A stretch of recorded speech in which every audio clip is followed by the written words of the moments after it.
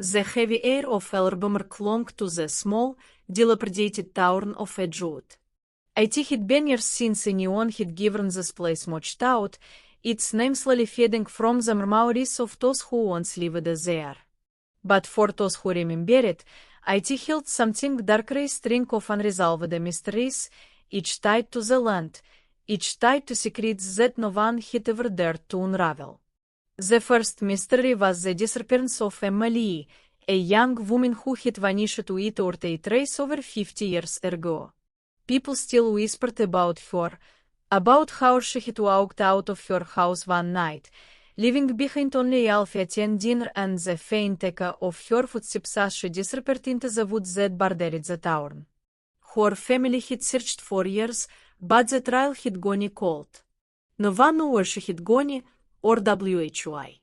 The only thing that remained was the unsettling feeling that something, or someone, was still out there waiting. Jason, a local reporter in HES early 30s, had heard the stories HES whole life. He'd grown up in Eджвуд, and like everyone else, he had heard the legend of Emily. But it wasn't until he took a job at the Eджвуд Gazette that he realized how much the mystery still haunted the town. The elder generation, those who had been around to when Emma disappeared, spoke of her as if she might walk through the door at any moment, that the town's fate was somehow tied to her. One evening, Jason found himself standing outside the old Wilson house, the last place Emma had been seen. It was a decaying structure, its wooden planks warped and grey from years of neglect. The sun was setting, casting long shadows over the property. Jason felt an unease settle in his chest as he stared at the overgrown yard, with his mind racing. Emma's disappearance had never been solved, and the more he looked into it, the more it seemed like someone was hiding the truth. As the evening deepened, Jason turned to leave, but he froze. A faint sound came from the woods behind the house. The brush rustled, as though something or someone was moving just beyond the tree line. He strained each eyes, but there was nothing to see. The air was still again, but the unsettling feeling remained. Jason's heart raced. The town had long since moved on, but he couldn't shake the feeling that Eджвуд was still hiding something, a secret that had never been spoken of, something that had been buried for far too long. The next morning, he met with Martha Granger, a local historian who had lived in Eджвуд for most of her life. She had known Emma and had always been one of the few to speak of her disappearance openly, though she to avoid seeing too much. Jason thought she might have some insight into what happened. Is it true that no one ever found any clues about Emma? Jason asked as they sat in the dim light of her small, cluttered study. Martha was an old woman, with silver hair tied up in a loose bun and a sharp gaze that seemed to miss nothing. Martha sighed and set down her cup of tea. We found plenty of things. But they didn't lead anywhere, did they? Her voice trembled slightly, but she regained her composure quickly. Some said she ran off with someone, but that never made sense. Emma isn't the type. And her family, well, they never gave up searching. They kept at it until the day they did. Jason leaned forward, with his curiosity piqued. You really think someone in town knew something? That they were hiding something? Martha didn't answer immediately. She stared at him for a long time, her gaze distant. You should be careful, she finally said, her voice low. There are some things in Eджвуд that shouldn't be disturbed.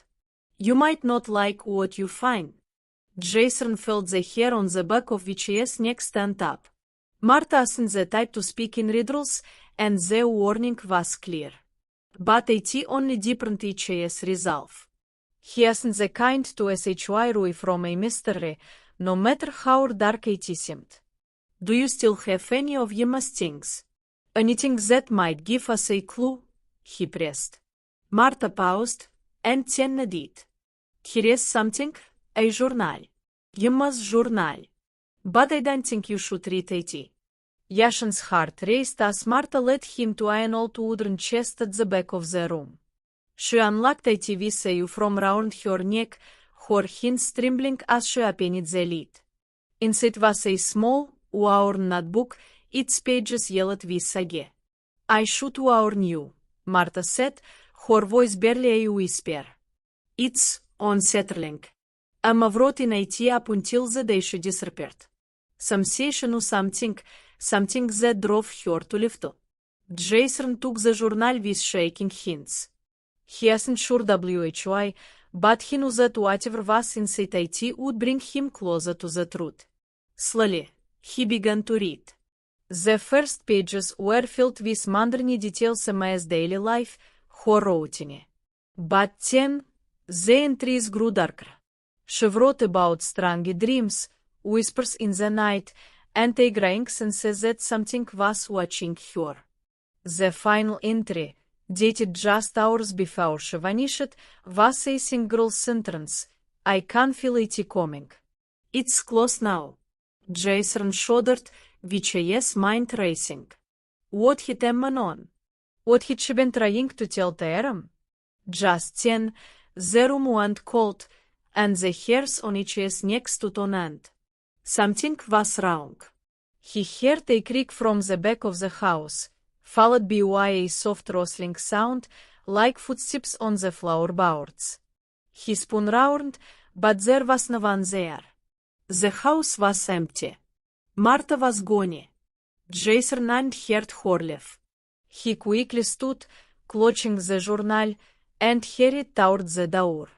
The sense of dread grew with each step, as though something was closing in on him, watching him from the shadows. He reached the front door, but when he tried to open it wouldn't budge. He slammed his shoulder into it, but the door remained locked from the outside. Panic surged in his chest. Something was wrong, something that had been wrong for a long time. And now, it was too late to turn back. The clock on the wall ticked through the seconds, each one bringing Jason closer to the truth, but also further into danger. The sound of footsteps grew louder, echoing through the old house. Jason's breath quickened as he realized he was no longer alone. The chilling, oppressive silence of the house had been replaced by the unmistakable sound of movement. Someone was in the house with him. His hand flew to the journal, clutching it tightly. The thick leather cover felt like a leafy, something that might hold the answers to everything, or perhaps something far more sinister. His mind raced as he tried to think of a way out. The window. Not too high. He turned toward the back door, but it was still locked. His phone. He reached into his pocket, but there was no signal. The footsteps grew louder. "Who's there?"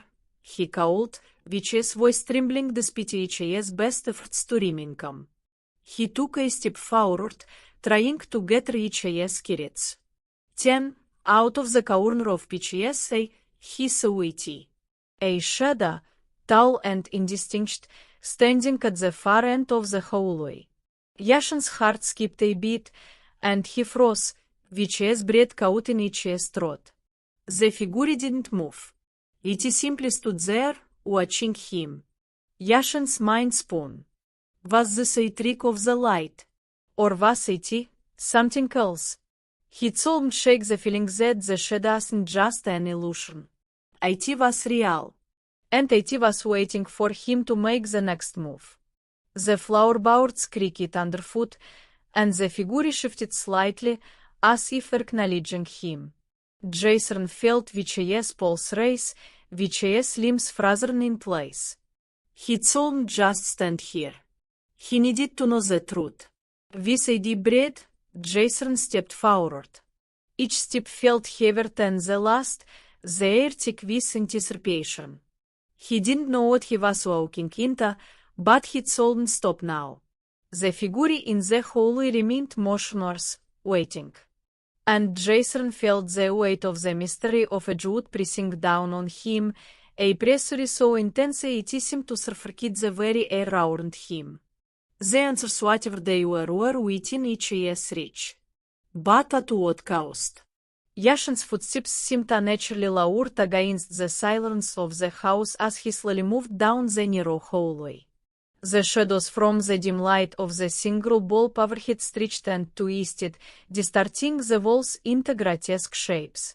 The figure at the end of the hallway remained motionless, as if carved from the darkness itself, its features indistinct and shrouded. BCS pulse hammered in each's chest, a frantic RHYTHM that threatened to drown out all thought. He wasn't sure if he should call out, if he should run, or if he should confront whatever was standing there. HIS mind spun with possibilities, each more chilling than the last. As he took another step forward, the air grew colder, the temperature dropping so rapidly that Yashin's breath became visible, like thin, ethereal whispers in the gloom. The house, once oppressive with its creaky floors and decaying walls, now felt like a living thing, an ancient, malevolent presence that was watching, waiting for him to make the next move. The figure at the end of the hallway shifted, just slightly, its posture changing, as though it was aware of each approach. The silence was suffocating, broken only by the distant ticking of the clock in the outer room. It seemed to tick louder with each passing second, each tick like a countdown. Yashin's heart pounded in his ears as he reached the end of the hallway. The figure was still there, only a few feet away now, its outline becoming clear. And yet, the closer he got, the more distorted it became. The shape blurred, as if reality itself was warping around it, twisting into something unnatural. VCS throat tightened as he stopped, frozen in place. The figure was now no more than a few feet away, and it seemed to stretch toward him with unnatural speed, its form shifting and rippling like smoke in the wind. "Who are you?" Jason managed to whisper, VCS voice barely audible. For a long moment, there was no answer. Then, just when he thought he might snap, the figure spoke not in words, but in a low, guttural sound that seemed to reverberate through VCS very bones. It wasn't a language he recognized, but it was unmistakably in its malevolent intent, a sound that crawled under VCS skin and made VCS blood run cold. The shadow slowly began to take form. The darkness in the hallway seemed to course around it, and then, like a mask slipping into place, the figure's features became visible. A face. A man's face. Jason gasped, the air seeming to drain from his lungs. It was Emma. But it wasn't Emma, not entirely.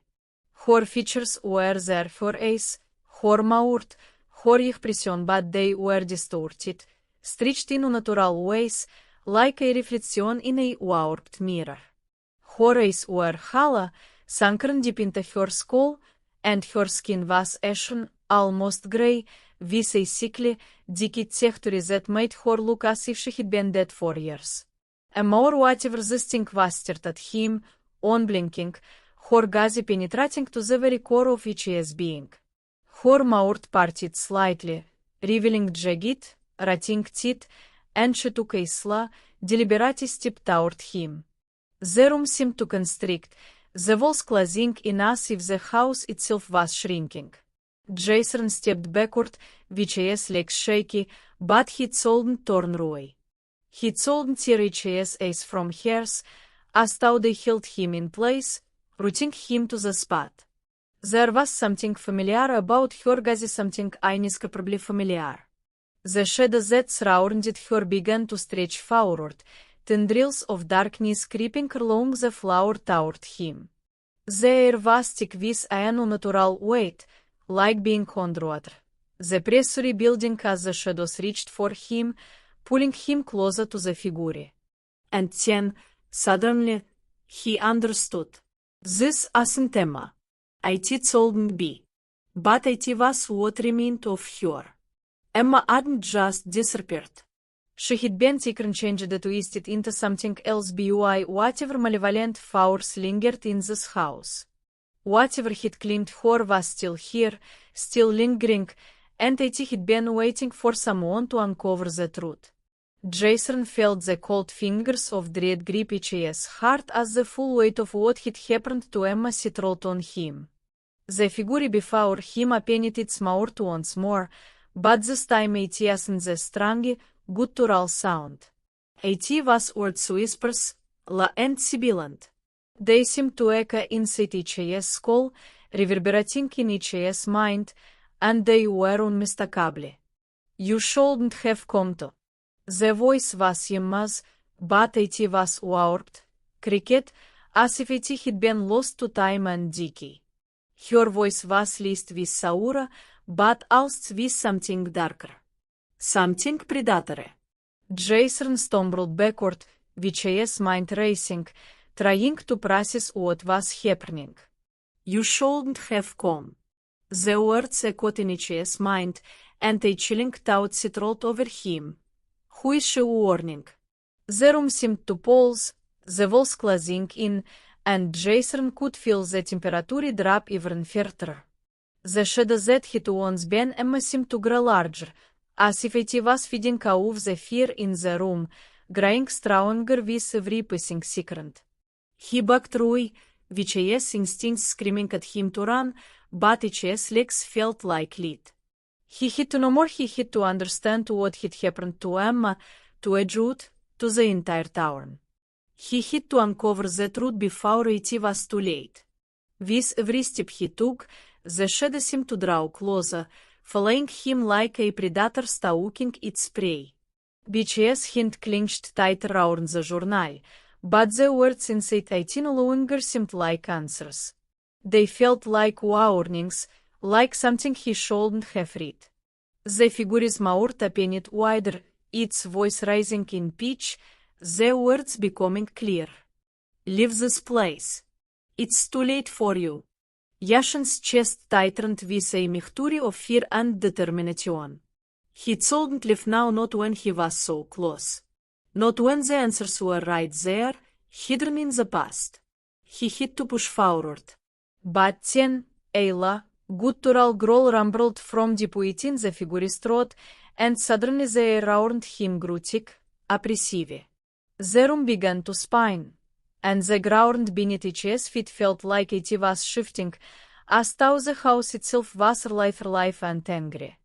The shadows stretched forward, and Jason realized that he was no longer just dealing with a ghost, a memory of Emma. No, this was something far worse. Something that had been waiting for him. The walls of the house seemed to pulse with a life of their own, closing in, closing him off from escape. And with a sickening realization, Jason knew the truth. Eджвуд wasn't just haunted, it was cursed. And the curse was about to claim him too. Jason's pulse raced as the shadows surged toward him. He stumbled back, with his eyes white with fear, but his legs refused to obey. It was as if the very air around him had thickened, clinging to him like a suffocating weight. The thing that had once been Emma moved with a predatory grace, its empty eyes looking onto him as if it knew exactly what he was thinking. Before it's too late, it repeated again, its voice now a hideous blend of Emma's mouth throat and something darker, more sinister. The words twisted in his mind, like a poison seeping into his veins. But there was no way out. The hallway seemed to stretch endlessly before him, the front door now immeasurably far away. Jason's breath caught in his throat as the room around him began to warp.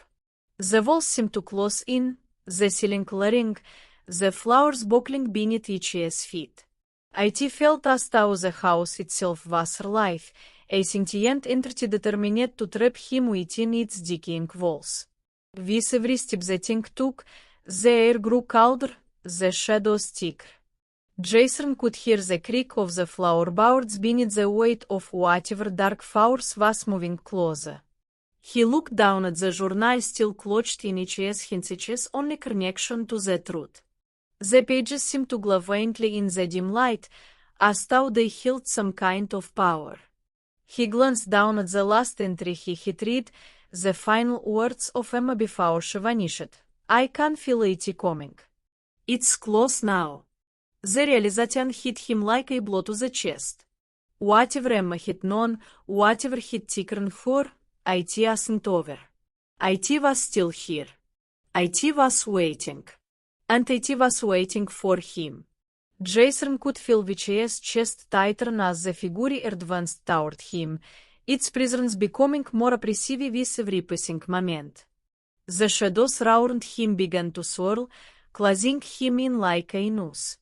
The thing's distorted form flickered and rippled, as if it were not quite part of this world, but something between this one and the next. Vichay's thoughts raced. The mystery of Emma's disappearance, the whispers of the townsfolk, the warnings in Martha says they were all part of this. The truth, the horror, it was all connected. And if he didn't act now, if he didn't find a way to escape, he would become just another ghost, another whisper in the long, tortured history of Eджвуд. Why are you doing this? Jason managed to choke out, Vichay's voice barely audible over the oppressive silence. The thing paused for a moment, its hollow sneering as though considering Vichay's question. It tilted its head, an unnatural crackling sound filling the air, as though its neck was breaking. The movement was sickening, unnatural. Then, slowly, it opened its mouth, its lips pulling back into a grotesque semblance of a smile. The town is cursed, it whispered, its voice dripping with malice. It was always supposed to be. The land, the blood, the forest, all of it. You were never meant to know. But now you will do. Yashin's stomach twisted, Vichay's heart pounding in his chest. He had known, deep down, that there was something more to the town's mysteries. He had felt it in Vichay's bones, like a cold shadow that had been following him all Vichay's life. But hearing it spoken aloud, hearing it from the thing that had once been a mighty was enough to paralyze him with fear. The shadows pressed in on him again, and he could feel the cold, deadly presence closing around him, tightening like a noose. The house was alive with the history of things unspeakable, things long buried. Eджвуд had always been cursed, tied to something ancient and malevolent. Whatever force had claimed Emma hadn't just taken her, it had taken the town, the very land itself. The curse was not merely an accident, it had been planned. The rituals, the disappearances, the eerie deaths, they were all part of something larger, something that stretched back centuries. Yashin's mind reeled as he tried to grasp at some fragment of logic in the madness. But the truth was undeniable now. He wasn't just trapped in a haunted house. He was trapped in a nightmare. And the nightmare was feeding off Vichay's fear. Please, he begged, but Vichay's voice trembled, barely above a whisper. What do you want from me? The thing before him, Emma took another step forward, her face now inches from Vichay's. Her eyes were hollow, devoid of anything human. The chilling smile twisted wider, the jagged teeth gleaming in the dim light. Then, in a voice that sounded like the crackling of dead leaves, she spoke again. You should have stayed true. But now, you are part of it. All of you are too. A bunny chillingly echoed through the house, the sound low and mocking. The walls seemed to ripple, the house itself trembling as if it were alive, as if it were feeding on the fear that now radiated from Jason. Before he could move, before he could think, the figure lunged at him. He felt a cold, clammy hand grab Vichay's wrist, and in that instant, Every instinct screamed for him to run. His legs went weak, but he forced himself to pull away, to fight back, even as the darkness closed in around him. With all his remaining strength, Jason swung the journal like a weapon, smashing it into that thing's face. The contact sent a shock of energy through him, a surge of heat that burned through some of the cold that had gripped him. The shuddered back, hissing in pain, its form flickering like a flame caught in the wind. But the darkness didn't relent. Instead, it pressed harder, a suffocating weight that seemed to crush the very air from his lungs. Jason's vision blurred, and he stumbled backward, with his head spinning. Suddenly, the door behind him, the front door, flew open with a deafening crash. Light poured in from outside, flooding the hallway like the dawn after an endless night. Jason's heart skipped a beat. Was it real? Was he truly seeing the light, or was it another trick, another illusion? Without thinking, he bolted for the door, the journal still clutched in his hand. The thing that had once been a masquerade behind him, the sounded high-pitched and guttural, like an animal in pain. The darkness tried to reach for him, tendrils of shadow clawing at his heels, but Jason was faster. The sunlight from outside seemed to push the darkness back, burning a teary like fog in the morning light. He ran, faster than he had ever run in his life, and didn't look back until he was standing outside, the door slamming shut behind him with a force that made the ground shake. He fell to his knees on the dirt, gasping for breath, the journal still clutched in his hands. He could still hear the faint echoes of that thing's laughter in his mind, but he was free at least for now. As he looked up at the house, he realized something that sent a fresh chill down his spine. The front door was open again. And this time, it wasn't just a shadow inside. It was waiting for him. Jason's breath came in ragged gasps as he stumbled backward, with his feet on the open door of the house. The sunlight that had just moments ago seemed to push the darkness through now felt thin and fragile, as though it solved reached the house's crumbling, haunted walls. He wiped the sweat from his brow, with his pulse still racing. With his mind spun, trying to make sense of what had just happened, what he had seen, and what he had barely escaped. But the truth seemed to slip through his fingers like water, too vast and terrible to hold onto for long. The journal in his hands felt heavier now, as though it to carry the weight of the cares that clung to Eджвуд. He looked down at the worn letter cover, the faint light from the morning sun glinting off its pages. The words inside a mess last cryptic entry seemed to pulse with a malevolent energy. You shouldn't have come. That thought echoed in his mind, a warning he hadn't fully understood until now. But it wasn't just a warning. It was a prophecy. His eyes flicked back to the house, where the door stood wide open, the evening blackness waiting beckoning him, daring him to return. He shouldn't go back. Yet, in his heart, he knew he shouldn't leave either. Something was still pulling at him, some invisible thread that tied him to that cursed house, to the mystery of Emma's disappearance. The town itself felt like a trap, a snare that he had walked into without realizing it, and now, there was no escaping. For the briefest moment, Jason thought about running about leaving Eджвуд forever, cutting ties with everything that had happened. But even as the thought crossed his mind, he knew it wasn't possible. The curse of Eджвуд wasn't something that could be outrun.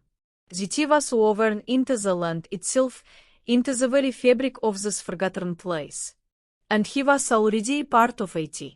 The sound of footsteps echoed behind him, pulling him from his dark thoughts.